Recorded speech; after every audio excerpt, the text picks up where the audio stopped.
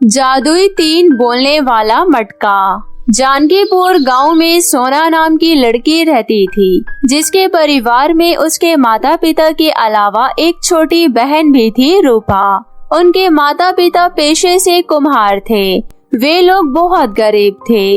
वे मिट्टी के बर्तन बनाकर बेचा करते और उसी से किसी तरह उनके घर का गुजारा चलता। गर्मी के मौसम के लिए उसके पिता ने बहुत सारे मटके बनाए थे, लेकिन इस आधुनिक युग में मटके का पानी कौन पीता है। सोना के पिता कमलेश पूरे दिन शहर के गली गली में जाकर मटके बेचा करता। मटका ले लो मटका, गर्मी में मटका का शुद्ध ठंडा पानी पिए, मिट्टी का मटका, मटका ले लो। कमलेश हर गली मोहल्ला चीख चीख कर अपने मटके का प्रचार करता रहा। दिन भर धक्के खाने के बाद भी आज उसके एक भी मटके नहीं बिके। वो बहुत ही उदास मन से मटका लेकर शाम को घर लौटा। पप्पा, आप आ गए। मेरी नई चप्पल कहाँ है? बताओ ना पप्पा। हाय मेरे राम जी, मैं तो भूल ही गया। कमबख्त, काम के चक्कर में बिटिया का चप्पल लाना ही भूल गया। कल पक्का ला दूंगा सोना बिटिया। मैंने तो अपनी सारी सहेलियों को बता दिया कि आज मैं नई चप्पल पहनकर स्कूल आऊंगी। कोई बात नहीं, मैं नंगे पैर ही चली जाऊंगी। कल तो मेरी नई चप्पल आ ही जाएगी, है ना पप्पा? फिर मैं सबको दिखाऊंगी। पप्पा, आप बैठो, आपके लिए पानी लेकर आती हूँ। क्या हुआ सोना के पापा? आज भी मटके नहीं बिके। सोना के नंगे पाँव चलने की वजह से उसके पैर में आज कांटा चुभ गया था। सोना के कपड़े भी फट गए हैं और घर में राशन भी नहीं है। मुझे माफ कर दे निर्मला, मैं तुम लोगों को खुश नहीं रख पा रहा हूँ। इसमें आपकी कोई गलती नहीं है जी। मैं जानती नहीं क्या आप हम सब के लिए कितनी मेहनत करते हैं। सब किस्मत का कसूर है। भाग्य में शायद यही लिखा है। पता नहीं भगवान हमारी कौन सी परीक्षा ले रहे हैं। अच्छा सब छोड़ो, ये लड्डू खाओ। ये लड्डू कहाँ से आया? वो मंजू की माँ दे गई है। आपको पता है, उसने पानी ठंडा करने का बड़ा मशीन लिया है। सुना है बहुत ही ठंडा पानी हो जाता है उस मशीन में। हमारा मटका तो कुछ नहीं है उसके सामने। ये सुनते ही कमलेश लड्डू फेंक देता है। अरे निर्मला, इसी मशीन की वजह से आज हम बेरोजगार हैं। हमारी मेहनत व्यर्थ जा रही है।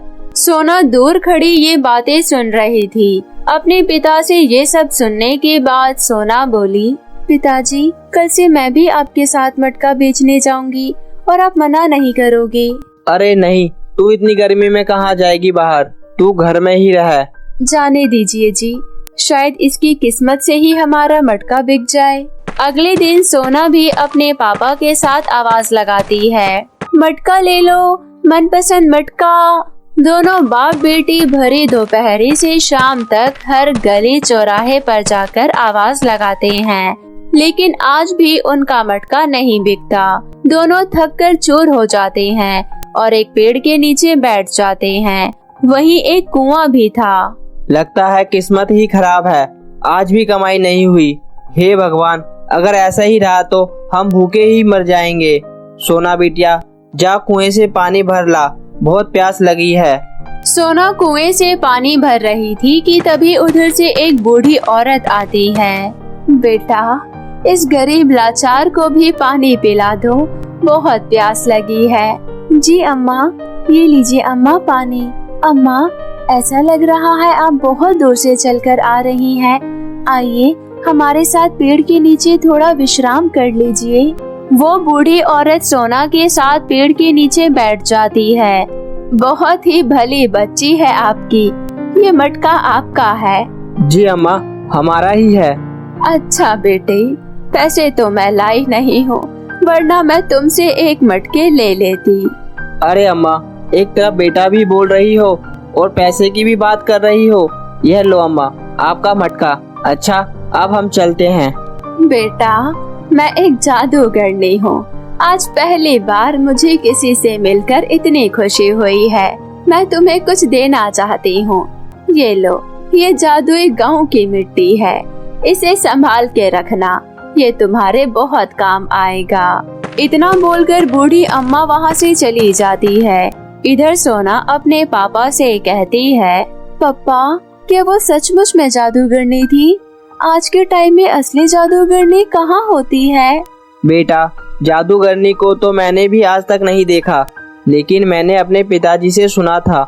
उनके समय में बहुत सारी जादूगरनी हुआ करती थी, और तो और उनके पास कई तरह की जादुई शक्तियाँ होती थी, जिससे वह जो चाहे कर सकती थी।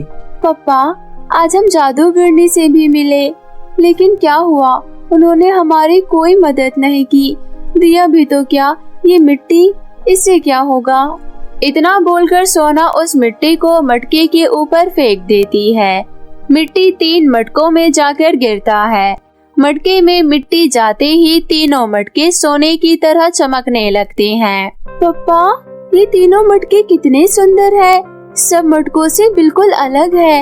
इन तीनों मटकों को हम अपने घरों में रखेंगे। हाँ, यह मटका तो बिल्कुल अलग लग रहा है। आखिर हमारा मटका इतना सुंदर कैसे हो गया? इस मटके को बेचने पर हमें अच्छा कीमत मिल जाएगा।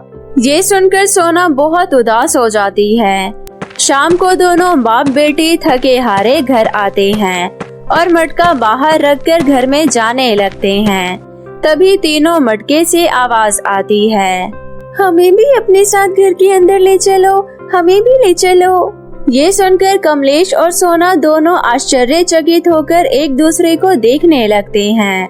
बोलने वाला मटका, वाओ पापा, ये तो बोलने वाला मटका है। अब तो इसे घर में ले चलिए ना। ठीक है बेटा। और फिर कमलेश तीनों मटकों को घर में रख देता है। तभी निर्मला कहती है, सुनिए जी, घर में कुछ भी खाने को नहीं है। भोला काका के पास गई थी राशन लेने, उन्होंने भी अब और उधार देने से मना कर दिया है। आखिर क्या बनाऊं? सोना की माँ, पता नहीं भगवान हमें कौन सा पापों की सजा दे रहे हैं। इतना मेहनत करने के बावजूद भी कोई फल नहीं मिल रहा। लगता है आज पानी पीकर ही सोना पड़ेगा। सुनिए जी, आपको तो बहुत तेज बुखार है, आपका शरीर बुखार से तप रहा है। कोई बुखार नहीं है, बस धूप में घूमने से शरीर तप रहा है। चिंता की कोई बात नहीं है, परेशान मत हो। कैसे परेशान नहीं हो? घर में खाने को अन्न नहीं, ऊपर से आपकी तबीयत खराब, इन दुखों को भी एक साथ आना होता है। मटका भी वही ये सारी बातें सुन रहा था। मटका बोलता है, घबराने की कोई बात नहीं है, हम तीनों जादुई बोलने वाले मटके हैं। अब से आपके सारे दुख खत्म। मटका को बोलता सुन निर्मला हैरान रह जाती है। आप तो मटका हैं, फिर आप तीनों बोल कैसे सकती हैं? हम तीनों जादुई बोलने वाले मटके हैं, हम तीनों जादुई हैं। आप लोग बहुत ही ईमानदार और नेक लोग हो, इसलिए जादूगरनी ने हमें आपकी मदद के लिए भेजा है। इतना बोलकर उन तीनों मटके में से एक मटका कहती है, मैं आपको मनचाहा भोजन दूंगी और मैं आपको बहुत सारे अच्छे अच्छे कपड़े और जरूरत की सारी चीजें दूंगी और मैं आपको बहुत सारे धन और सोने चांदी दूंगी। इतना बोलकर तीनों मटके से खाने पीने की चीजें और घर की जरूरत का सामान, रुपया पैसा सब निकलने लगता है। ये देखकर तीनों बहुत ही खुश हो जाते हैं। वाओ, थैंक यू जादुई बोलने वाला मटका, आपने तो हमारी सारी समस्या दूर कर दी। और फिर इस तरह से वे लोग जादुई मटके की मदद से बहुत अमीर हो जाते हैं। उन्हीं मटकों की मदद से कमलेश मटके का काम बंद करके फ्रिज का बहुत बड़ा दुकान खोलता है और मन ही मन उस बूढ़ी औरत का बहुत धन्यवाद करता है और खुशी खुशी रहने लगता है।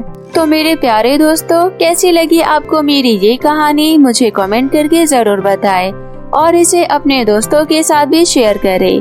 और हाँ दोस्तों, अगर आपने अब तक मेरे चैनल को सब्सक्राइब नहीं किया है तो जल्दी से नीचे लाल बटन दबाकर अभी सब्सक्राइब कर ले।